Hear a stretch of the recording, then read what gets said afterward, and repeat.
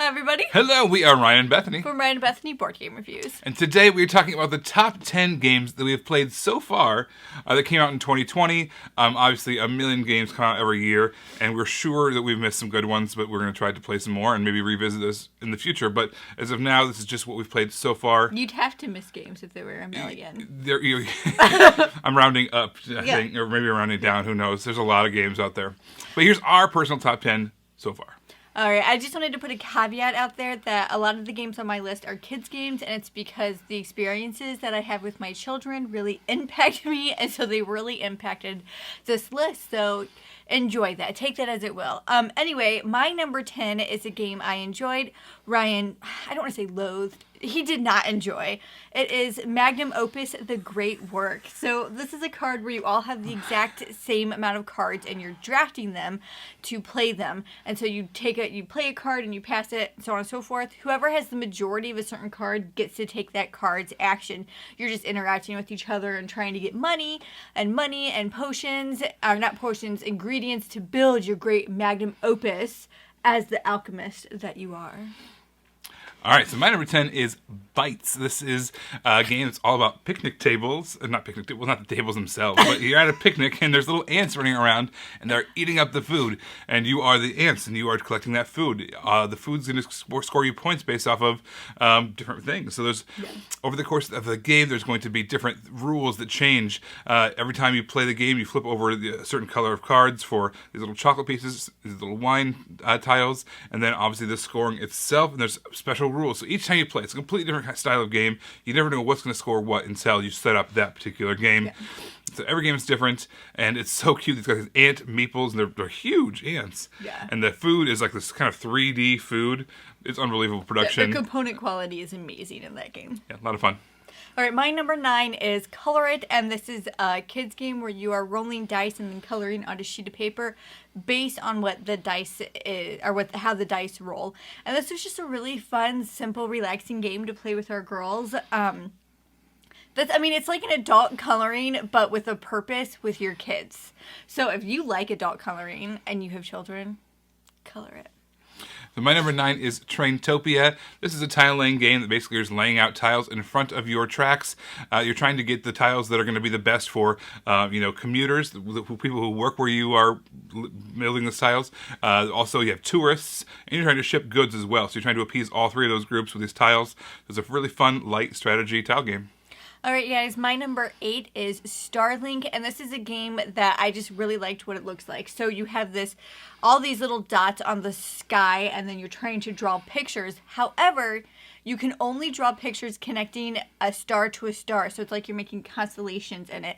And the reason why it looks so cool is because you have this really dark blue board, and then you have this white dry erase marker that you're drawing on, and it just really pops out. Looks super neat. So my number 8 is Court of the Dead Dark Harvest. This is kind of a dark game, as the name suggests. Yeah, it's kind of macabre. So basically you have these souls that you're trying to save. However, there's these celestials that are also demanding that you pay them in souls. So what you're doing is kind of an auction, a blind bidding and blind auction kind of a game. We have to pay enough to appease these celestials while still trying to maintain as many of these souls as possible, trying to save as many souls as possible. So it's has an economic feel to it. You're trying to spend and save. Whoever can save the best is going to win. But you're dealing with souls, not like dollars or anything. So it's really kind of dark, but very interesting. A lot of fun. My number 7 is a 2-player dueling game, Katana. I just really liked the aesthetic of it. The card art was really neat, and I liked how you each start off your hand differently with how you're trying to protect your life. Basically, is arranged differently between each player, and it was just really fun, and I really enjoyed it, and I liked to play this one back to back. My number 7 is the Alpha. This game has a true prisoner's dilemma in it. So you have these wolf packs, and basically what you're doing is you're hunting these other animals, your prey. And if you have a majority of your pack over somebody else's pack, you get to eat all the animals, all the meat from that prey. But if you tie, bison. Oh, that's what I wanted. But if you tie with someone, then you have the choice to either share with them or fight them. And if you both share, then you get to divide and both eat it. If you both fight, then neither one of you gets it. And if there's a third person who's also in the mix of that, they get what you were fighting over.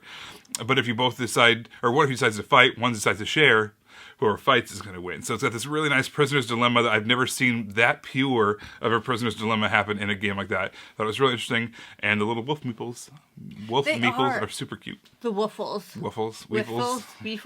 Little weefles. They had really fun colors too. What was it, like lime or something? There's like a lime green wolf. You don't see that very often. Like ever.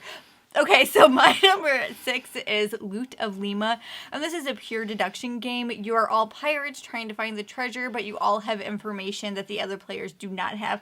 I'm absolutely horrible at this game. I guess I'm not very good at deducing, but for some reason I still really like the idea of like Clue, but real. Like Clue, but better. Like all the childhood things coming back of still not winning, even as a child. But now at least the theme is better, and it makes sense, and it's, yeah. So my number 6 is Cloud City. You are building an actual, like the city with these nice big 3D skyscrapers, and you're trying to build walkways across those different skyscrapers. But there's 3 different heights. There's a short, a medium, and a tall skyscraper. The longer the skyscraper that you build, the more points it's worth. So you really want to maximize having your short ones kind of go underneath your tall ones and have this huge, crazy maze of walkways to maximize your score. It's so fun, and it looks great when you're done. But also, we played with an engineer friend of ours once, and we got schooled. Like, wasn't even fair. Yeah, it's like, this is what I do all day, every day. Just She didn't say that. no, but that's what it was. It was like just absolutely routine, just crushing us. Yeah, I didn't even have to try. I didn't even have to teach her. She just did it. My number 5 is Dragamino, and this is part of that series. Queen Domino, King Domino, all that stuff. But this is a kid's version of that. So you're placing these tiles, trying to get things to match up. Are these domino tiles? Oh my gosh. I think we have to go to the hospital. She had a stroke really quick there. A stroke. Anyway, so you're playing these tiles, and you're trying to match up the terrain so you can get a dragon egg based on that terrain. And some of the dragon eggs have dragons in them, and some of them do not. But this was so much fun to play with my 3-year-old, 3.5-year-old. And when every time she got a baby dragon, she'd be like, "Ooh, he's so cute." So cute. Every single time for the same one over and over again. But this is also a game that she asked for sort of by name. She called it the Baby Dragon game, but still, it was just really, really fun to play with. She's not wrong. It is the Baby Dragon game. It is the Baby Dragon game. Yeah, the Baby Dragon game. So my number 5 is higher on someone else's list. I don't know who that could be, but wait till we get to her side of the list. Yeah, it's me. So my number 4 is higher on Ryan's list because he's the only other person making this with me. My number 4 is also higher on someone else's list, aka Bethany. So yeah, we'll just keep on waiting until eventually we get to one. Okay, so my number 3 was, what was it yours? It was your... My number 4. It was your 4, and that is a Harry Potter House Cup. So, first of all, I'm a sucker for Harry Potter games. However, this was very different than all the other Harry Potter games that we had played. You're playing as a different house. So you still have the characters that you know and love, but you're trying to basically up their stats so they can do other things, and you're trying to get your house, Harry Potter House Cup, the most stuff. So the most points. Like Ravenclaw, the best one, trying to get Ravenclaw to win. Hufflepuff. It's always Hufflepuff. There are more Hufflepuffs than anything else out there. We will rule the world with our kindness. I look forward to that. I really do. But yeah, Harry Potter House Cup. Yeah, I agree. It was my number 4. I love Harry Potter. I love worker placement. This was going to be a win for me no matter what. So my number 3 is Pendulum. Now, a lot of people were talking about Pendulum when it first came out. They talked about it because it was a real-time game, and they loved or hated it because of that real-time aspect. But one thing that doesn't get talked about very often is there's a secondary way to play, which is not to play it with real time. Because it's a really, really fun, interesting worker placement game with these timers that happen. But you can play without them as well and kind of have them as placeholders of where you can and can't place your people. Yeah. But not actually have the sand running through them. And that's the way I love to play. And playing it that way made it so high. It's my number 3, obviously. But again, with the caveat of not necessarily the real-time way. Yeah.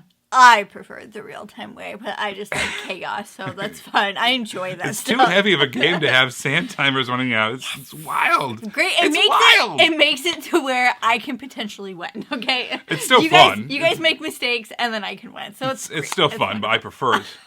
It's number 3 status without the real time. All right, guys. My number 2 is Ryan's number 5. Sure. Okay, and that was Tidal Blades Heroes of the Reef. And I gotta tell you guys, as soon as I saw this game, and we don't even have the deluxe version. We just have the normal version. And it's like deluxe enough. Yeah, I know. And when you place it on the table, I just really, I was like drawn into this world so much so that now I can only play with Echo because she's my favorite character, and I'm always rooting for her. So if you're an Echo person, you're on my team. Echo's a Hufflepuff. Probably.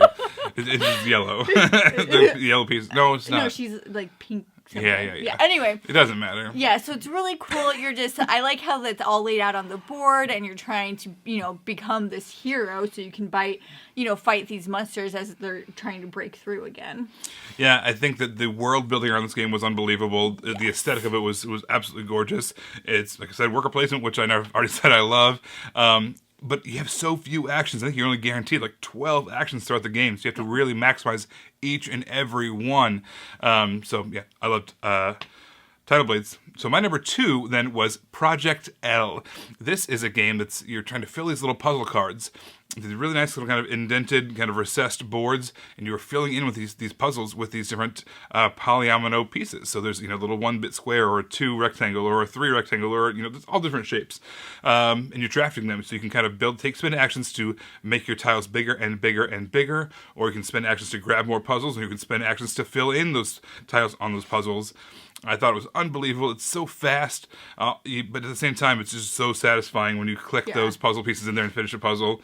I love that game. Project L. Yeah, I remember we played this with one of our friends, and he went out and said, I have to buy this right now. Yeah, that's go buy it. I have to go buy it right now. Okay, so my number 1 is Zoom in Barcelona, and this game is just... There's like no pomp and circumstance about that. Come on, it's number 1. This is the best of the best. Oh, okay. You guys, this is moment the top, right here is the most important moment in the entire video. Yeah. Is that what you want me to... It's better than your number 1. Sure. Yeah, because he wants me to make it so big. This is the most important part. And you guys, we arrived. You did it. Congratulations to you. Congratulations to us. After this. We'll never find out what Ryan's was because this is it. Right? Yeah. Well, actually, it's on your list, too, so you have to go backwards and say it. That's true. Okay, so my number 1, like I said, was Zoom in Barcelona, and it's just... It's great, guys. So it's this game, and you're all competing in like this photography competition in Barcelona. So you're traveling along the boards, and you're trying to get the best pictures, but some of the pictures only look best at certain times of the day. So that's when you want to get them, but you also need to have space and storage for these pictures, and trying to get them in certain orders. And I thought this game was so great because it perfectly blended ease of entry with still being able to be competitive. I felt like this would be a great game to introduce to people who aren't gamers, but still something that I really enjoyed. I really want them to come up with other maps for the same system. I just want to see what else that they can do with this. But my number 1 was Zoom in Barcelona. That's it. We're over. It's all done now. Well, you're number 5 then. You're number 5. My number 1 was Sorcerer City. So I know I said I didn't like the real time in Pendulum. That's because it's a strategy Euro game that you're competing with other people for spots on the board. This is kind of like a solitaire experience. So you have a little deck of tiles that you are building the city out as fast as you can. There's a timer. and you do it 5 times each round. In between them, you add in more tiles, you buy more tiles. You also get monsters added in, which kind of mess up your city. But again, you're just kind of building your own city. So you're doing it as fast as you can, laying out the tiles, bam, bam, bam, bam, bam, and a monster comes out and destroys half your city. And then, oh man! But then later you get to buy some more tiles that are just phenomenal and kill some monsters. And the real time is great.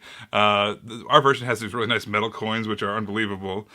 And yeah, it's just a really interesting way of doing kind of a deck building, tile laying, real-time game. It's very interesting. Yeah, it's really fun. I have yet to win. And I can't stop winning. No, Matt beat you last time. I can't stop getting second place. Yeah.